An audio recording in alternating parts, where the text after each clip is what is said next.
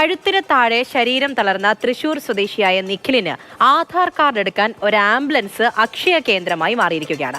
ഓഫീസിലേക്ക് എത്താൻ കഴിയാത്തതിനാൽ ആധാർ എടുക്കാൻ ബുദ്ധിമുട്ടിയ യുവാവിനായി തൃശൂർ പാലയ്ക്കൽ അക്ഷയ കേന്ദ്രമാണ് മുഴുവൻ സംവിധാനവും ആംബുലൻസിലേക്ക് സജ്ജമാക്കിയത്. 2012 ഫെബ്രുവരി 1 നിഖിൽ ഓടിച്ചിരുന്ന പൾസർ ബൈക്ക് പോസ്റ്റിലിടിച്ച് ഗുരുതരമായി പരിക്കേറ്റതാണ്.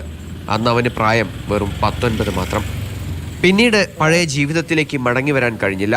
മറ്റുള്ളവർക്ക് മോട്ടിവേഷൻ ക്ലാസുകൾ നൽകി ആത്മവിശ്വാസത്തോടെ എല്ലാറ്റിനെയും നേരിടുമ്പോഴാണ് മറ്റൊരു പ്രതിസന്ധി. ആധാർ കാർഡ് പുതുക്കാൻ കഴിയുന്നില്ല.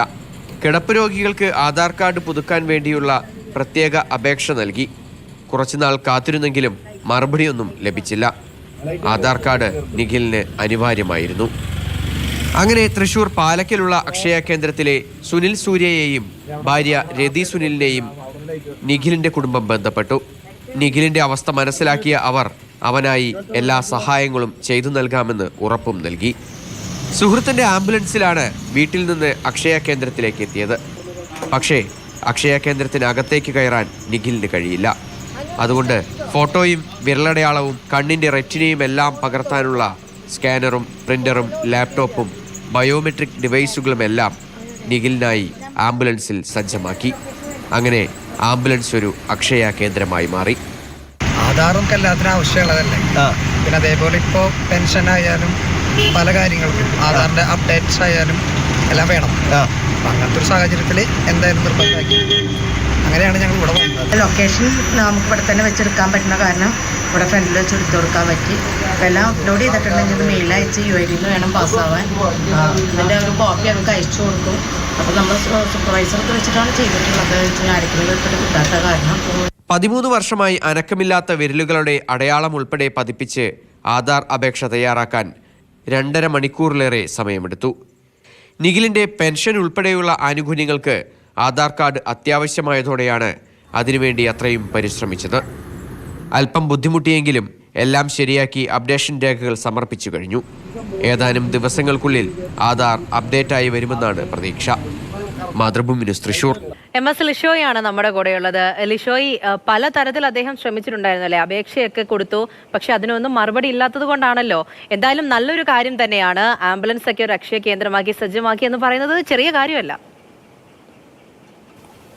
ചില്ലറ കാര്യമല്ല. അതായത് ഒരാൾക്ക് വേണ്ടി മാത്രം ഒരു ആധാർ കാർഡ് എടുക്കുന്ന എല്ലാ സംവിധാനങ്ങളും മറ്റൊരിടത്തേക്ക് മാറ്റുക എന്നുള്ളത്, പ്രത്യേകിച്ച് ഒരു ആംബുലൻസിനകത്തേക്ക് കൊണ്ടുവന്ന് ഒരാൾക്ക് വേണ്ടി മാത്രം അത്തരത്തിൽ ഒരു ഈ ആധാർ കാർഡ് എൻറോൾമെൻറ്റിന് വേണ്ടിയുള്ള എല്ലാ സംവിധാനങ്ങളും, അത് ഫിംഗർ പ്രിൻറ്റ് സ്കാനറും അതുപോലെ തന്നെ റെറ്റിനയൊക്കെ സ്കാൻ ചെയ്യുന്ന ഉപകരണവും കൂടാതെ ഈ ഫോട്ടോ എടുക്കാനും എല്ലാത്തിനും ലാപ്ടോപ്പ് ഉൾപ്പെടെയുള്ള കാര്യങ്ങളൊക്കെ തന്നെ ഈ ആംബുലൻസിനകത്ത് സജ്ജീകരിച്ചിരിക്കുകയാണ്.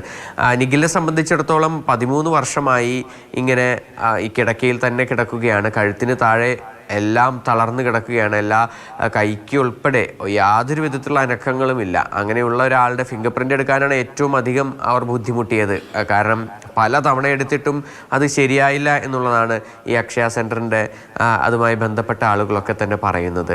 അങ്ങനെ ഏറെ ബുദ്ധിമുട്ടിയാണെങ്കിൽ പോലും ഒരു നല്ല കാര്യത്തിന് വേണ്ടി എല്ലാവരും ഒന്നിച്ചപ്പോൾ അത് ഒരു എല്ലാവർക്കും കൂടി ഒരു സന്തോഷം നൽകുന്ന ഒരു കാര്യമായി. മറ്റൊന്നുമല്ല, ഇപ്പോഴത്തെ എല്ലാ കാര്യങ്ങൾക്കും ആധാർ കാർഡ് വേണം. അതിനോടൊപ്പം തന്നെ എടുത്തു പറയേണ്ട ഒരു കാര്യമെന്ന് പറയുന്നത് നിഖിലിന് പെൻഷൻ ഉൾപ്പെടെയുള്ള കാര്യങ്ങളൊക്കെ തന്നെ വേണം. അതിനെല്ലാം അപ്ഡേഷനുകൾക്കും എല്ലാമായി ഈ ആധാർ കാർഡ് വേണം. അതുകൊണ്ട് തന്നെയാണ് അത്യാവശ്യമായ ഒരു കാര്യത്തിന് വേണ്ടി ആംബുലൻസ് വിളിച്ച് തന്നെ ഇങ്ങോട്ടേക്ക് എത്തിയതും.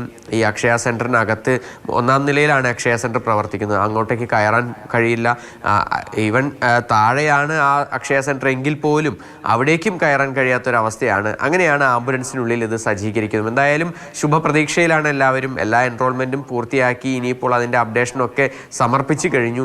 അധികം വൈകാതെ തന്നെ നിഖിലിന് ഈ ആധാർ കാർഡ് ലഭ്യമാകുമെന്നുള്ള തീർച്ചയായിട്ടും കാര്യങ്ങളൊക്കെ ശരിയാക്കി എന്നാണ് അവർ പറയുന്നത്. ഉടൻ തന്നെ ആധാർ കിട്ടും എന്നാണ് പ്രതീക്ഷിക്കുന്നത്. അങ്ങനെ തന്നെ ആവട്ടെ.